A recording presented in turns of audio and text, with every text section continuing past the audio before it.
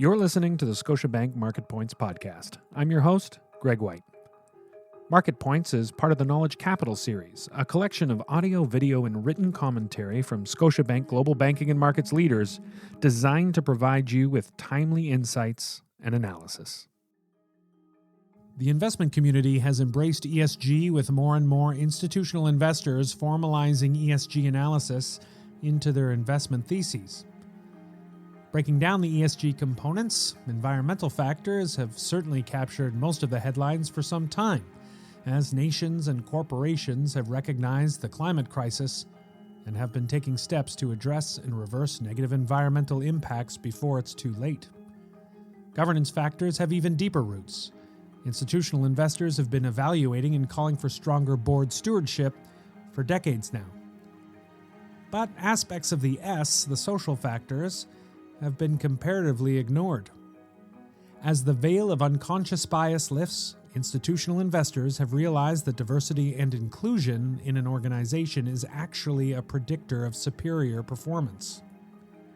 On this episode of Market Points, we present key highlights from a recent webcast titled The S of the ESG Triangle, where Scotiabank ESG and Sustainable Finance experts put social factors under the spotlight. Patrick Bryden, head of ESG research at Scotiabank Global Banking and Markets, spoke about some compelling research that crystallized the performance power of diversity and inclusion. This is a study from McKinsey where basically they went in and through a lady named Vivian Hunt and her teammates led a really great effort to try to connect whether diversity mattered to corporate performance or not. And the results of the study were so persuasive that they actually stopped them early and published their results in initial publication to share with everyone. And so there's been 3 series of this publication effort from McKinsey over the past few years. And this one is one that shows you in 2014 from the initial study, Why Diversity Matters, that they had very clear signals across all geographies, all industries, all languages, so basically all different components of the capital market, that if you had top quartile gender or ethnic cultural diversity versus bottom quartile gender or ethnic cultural diversity, your probability of outperforming if you're in that top quartile was really high. Like it was, 18 to mid 30% in terms of your ability to outperform an average industry margin. So I love this study. Like it really struck me when I first heard it, and it was very powerful to me. And the reason I loved it was it's so intuitive. Like I think it's what we would all believe, that if you have more points of view around the table, you're going to get to sharper decisions. And so, as a research nerd, my admiration for this was just very high because they actually connected it. And this study has just resulted in an update of this past year, which is Diversity Wins. And it's showing the same thing, if not widening differences in terms of this effort. So, what I think is very helpful now is we can try to look for this in our work and look for the performance argument or the outperformance alpha argument that we would try to seek when we evaluate securities. Understanding the data leads to action. Vanny Doucette, Director, Debt Capital Markets and Sustainable Finance at Scotiabank GBM, discussed the social steps taken by investors and issuers. We had a group, for example, in Canada of the key institutional investors that form the Responsible Investment Association. They signed a new Canadian investor statement on diversity and inclusion earlier this fall. And as part of the statement, they committed to incorporating diversity and inclusion performance into their investment thesis or investment processes. That's a pretty strong commitment to be able to do that and pretty vocal. And I think companies heard this loud and clear. We also saw a very quick reaction on the issuer side as well. Over the last couple of years, there's been overall a big trend of issuers aligning their funding programs with their sustainability programs or sustainability initiatives. It's a way for them to highlight what they're doing from the ESG side or the sustainability side.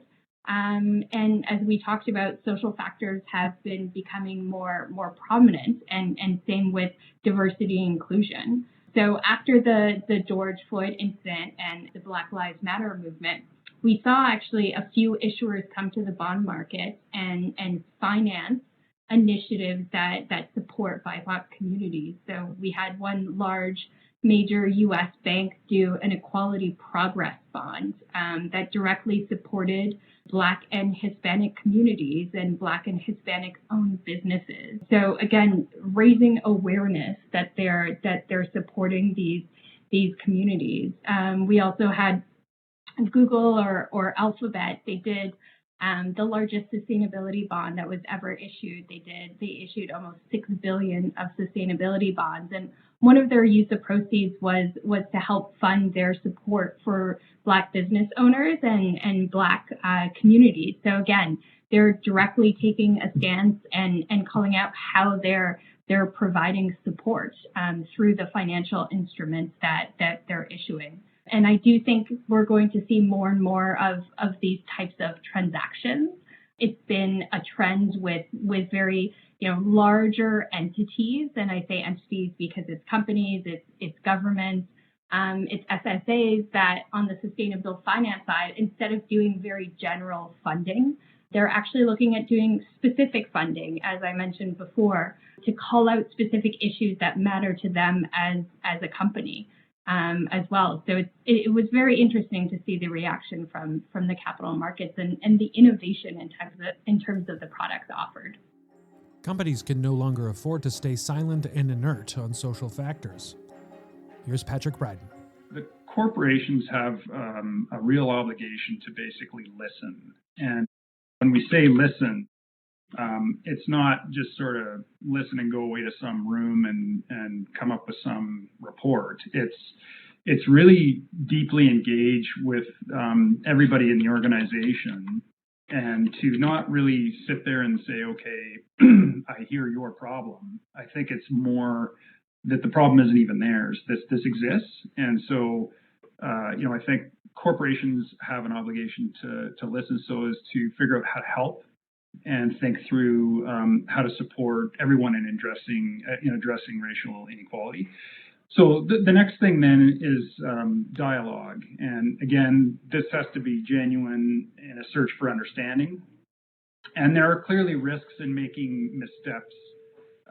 And so, you can see there's trepidation for companies to venture out onto this playing field, but basically being silent is a much greater risk in my view. And so ultimately, companies, I think, need to be really clear about what they stand for and what they, I think, more importantly, stand against. And then not only do that, but just take specific action so that it actually results in some outcomes.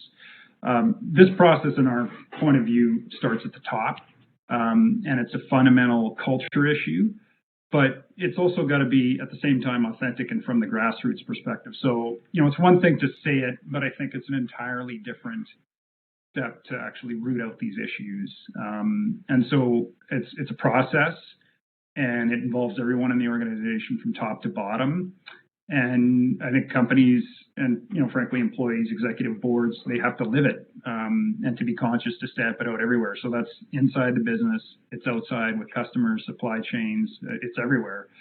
And our view is that the corporate duties necessitate this active engagement on these issues. I would argue in the past, this was always somewhere on the priority list, but it was not up in the top 5 or 3 things. Now I would argue that it's probably at the top. And so, investors similarly have to be in step, because ultimately companies and investors exist for basically us, everybody on this call, our friends, our family, as money is managed and stewarded forward for individuals. And so it's the individuals, I think, that ultimately hold capital markets to account. And the prominence of the issue is forcing that awareness, recognition, and then ultimately action. As understanding and action on the social front grows, market expectations evolve. Fanny Doucette provided this forecast.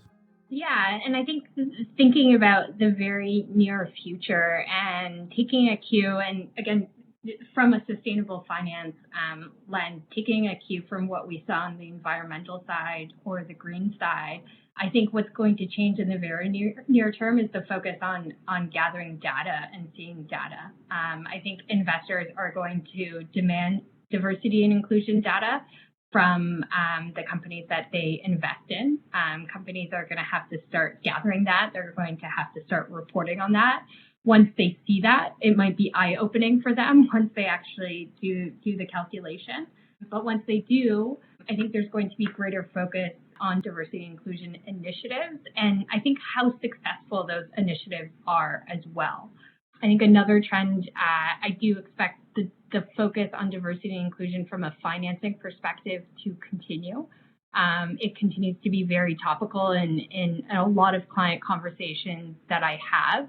I think we're going to see more companies put out public diversity and inclusion targets and perhaps some financing around that, either financing to support and fund the measures that they're taking, or financing that is linked to diversity and inclusion targets, which is something that we've been seeing over the last few months.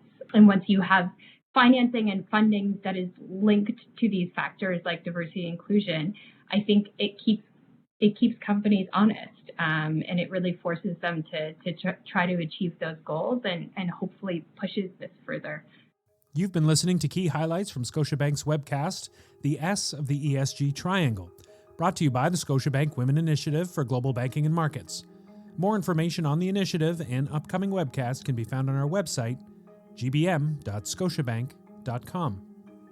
You can now find Scotiabank's Market Points on Apple Podcasts, Google Podcasts, and Spotify. Don't miss an episode. Subscribe on your favorite podcast platform. And we want to hear from you. Please rate and review the show. Your feedback helps us improve the content we create for you. You'll find more thought-leading content on our website, gbm.scotiabank.com. And you can also follow us on Twitter at ScotiabankGBM, as well as our LinkedIn showcase page under Scotiabank Global Banking and Markets. Please refer to our legal disclosures on our website. I'm Greg White. Thanks for listening.